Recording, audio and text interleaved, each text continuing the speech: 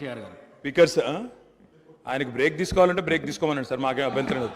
మాట్లాడి అలసిపోయినట్టున్నారు, మాకేం అభ్యంతరం లేదు. కానీ అధ్యక్ష, వారేదో కొత్తగా ఏదో చేసినట్టు డ్రగ్స్ విషయంలో అధ్యక్ష, మా ముఖ్యమంత్రి గారు, మా గౌరవ పెద్దలు, మా పార్టీ అధ్యక్షులు, ఈరోజు లీడర్ ఆఫ్ ఆపోజిషన్ కేసీఆర్ గారు, వారు పాపం మరి ఫాలో అవుతారా లేదా వార్తలు నాకు తెలియదు. కానీ సివి ఆనంద్ గారు అనే అడిషనల్ డైరెక్టర్ జనరల్ ఆఫ్ పోలీస్ని టిఎస్ న్యాబ్ అనేది ఏర్పాటు చేసిందే మా ప్రభుత్వం. Telangana state anti narcotics bureau ఏర్పాటు చేసిందే మా ప్రభుత్వం.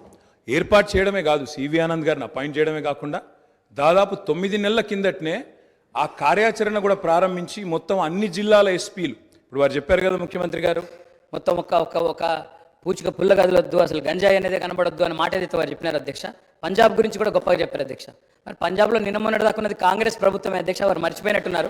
పంజాబీల మత్తులో మునిగిపోతోంది యంగ్ విడోస్ అనేది అయితే మాట్లాడారో అక్కడ ఉన్నదంతా కాంగ్రెస్ ప్రభుత్వమే. ఉడతా పంజాబ్ అనే సినిమా వచ్చింది కూడా మీ కాంగ్రెస్ ప్రభుత్వంలో, అది కూడా తెలుసుకోండి అధ్యక్ష.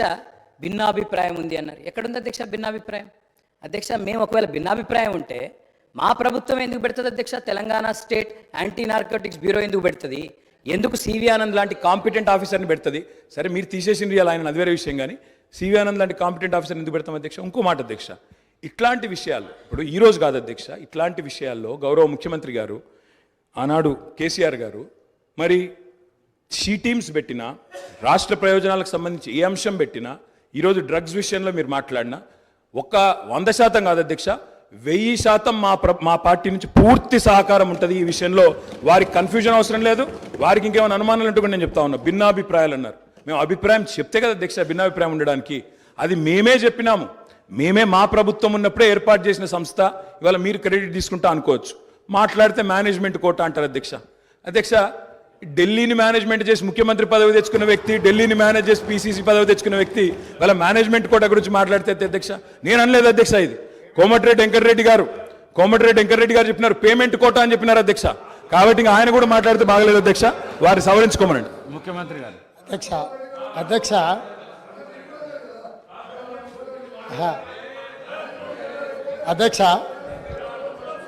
సభ్యుడికి ఇట్లయినా పరివర్తన వస్తుందేమని నేను అనుకున్నా. స్పష్టంగా ఒక అంశానికే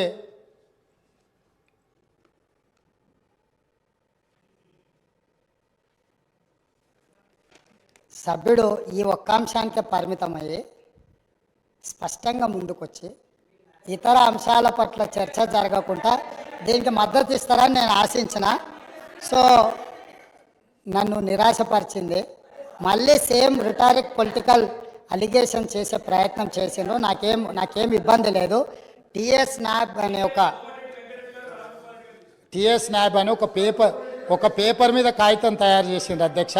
ఆ తయారు చేసిన దానికి సివి ఆనంద్ గారికి అడిషనల్ ఛార్జ్ మాత్రమే, హైదరాబాద్ కమిషనర్గా కొనసాగుతూ టిఎస్ న్యాబ్ డైరెక్టర్గా అడిషనల్ ఛార్జ్ వారు ఇచ్చిండ్రు. ఒక్క నిమిషం వస్తున్నా, అక్కడికి వస్తున్నారు. మీరే ఏర్పాటు చేసారు, ఏర్పాటు చేసిన దాంట్లో ఏమేమి లేకుండా చేసిండ్రు కూడా అవి కూడా చెప్తాయి, ఎందుకంటే ఇక మీరు మొదలు పెట్టారు కాబట్టి మొత్తం చెప్పాలి కదా. సో అడిషనల్ ఛార్జ్ ఇవ్వడంతో ఆయన ఇక్కడ అక్కడ దృష్టి పెట్టలేకపోయింది. ఒకటి, వాళ్ళు ఒక స్టాఫ్ ప్యాటర్న్ వర్కౌట్ చేసి ఇచ్చారు. 301 మంది సిబ్బంది కావాలా, ఈ సిబ్బందిని అంతా మాకు ఇవ్వాలి, దీన్ని నిషేధించాలని ప్రభుత్వానికి నివేదిక ఇచ్చారు.